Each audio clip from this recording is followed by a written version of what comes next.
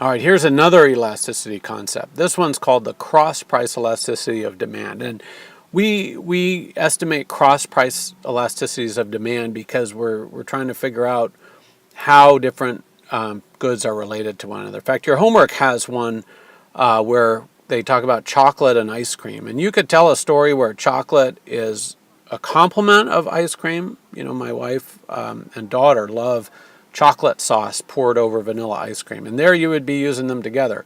But I'm more of a chocolate and ice cream are substitutes. Like I'll maybe have an ice cream or maybe a piece of chocolate, but you know, maybe not both together. So for me, it would be one or the other, not both. So it's an empirical question. Are more people like my wife and my daughter, or more people like I am? Fortunately, there's more people in the world probably like my wife and daughter. It's a much better world than it would be if it were full of fills. All right. So our dictionary definition of the cross-price elasticity of demand. What we do that we call this E super D X Y. That's some complicated notation. But the idea is that we have the percent change in the quantity demanded of good X relative to the percent change in the price of good Y.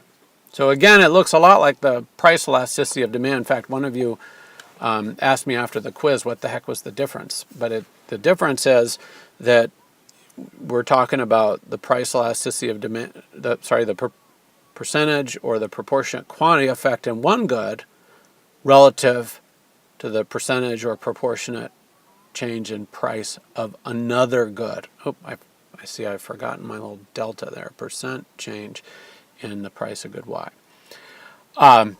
So let's talk about some examples. I've got there's really two types of relationships between goods that we care about. It could be that the estimated cross-price elasticity of demand is zero. These are unrelated markets. But we tend to think of two cases. One, goods are substitutes. So here I've got a bunch of different types of margarine, and I guess there's a butter here too. This is sort of a buttery color, and it was by accident. But in here I don't have D and then subscript XY because I can't get my haiku app to do fancy fonts. But for substitutes, we tend to see, we would see cross-price elasticity of demand that are positive. And just think that through. I wouldn't try to memorize this. I would just remember, cross-price, that means that cross-price is price of another good. Remember, it's always a proportionate change in quantity in the numerator, so it's a cross-price, the other price, another price. But think about it. If I'm somewhat indifferent, as happens to be the case between Earth Balance or Can't Believe It's Not Butter or Butter or Land O'Lakes Butter or Lucerne Butter, I'm not real picky. Anyway, if the price of I Can't Believe It's Not Butter goes up, at the margin, I am more likely to choose to have real butter or touch of butter, or there's some funny named margarines I can't think of now, but in I think this graphics from the UK, they have these other margarines.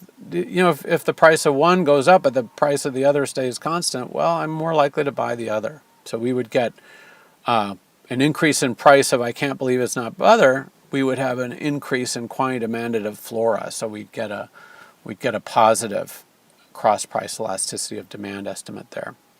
And that's generally true.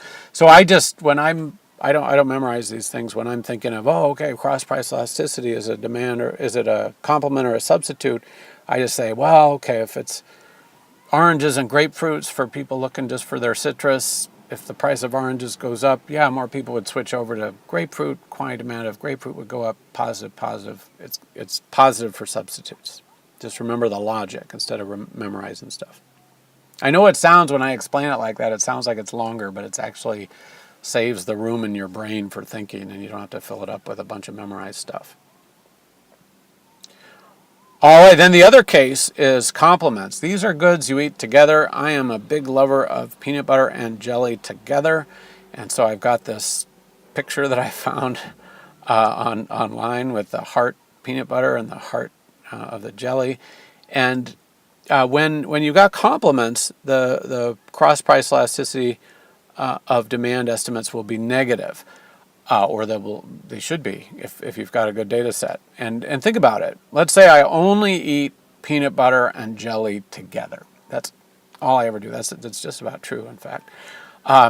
Anyway, the price of jelly skyrockets. So, there was a bad berry crop or something, and berries got real expensive, and the price of jelly went up. All right, well now I just can't afford to eat that much jelly, and that means I'm not going to eat as much peanut butter because I only eat peanut butter and jelly together.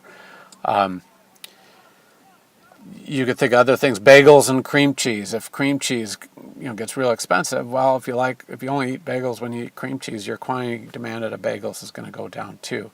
So price of cream cheese goes up, quantity demanded of bagels goes down. You've got a negative divided by a positive. That's a negative cross price elasticity of demand. Other complements, cars and gasoline is one. You use your car, you use gasoline. Well, that's an interesting one because by buying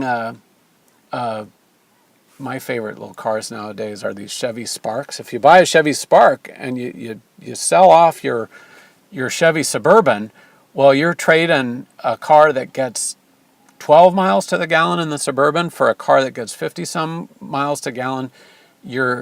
That's a way to substitute away from using a lot of gasoline. But by and large, you use the car and the gasoline together. Anyway, I'll leave you to think through some examples. That's all I've got for you on cross price elasticity of demand. Made with Doodlecast Pro.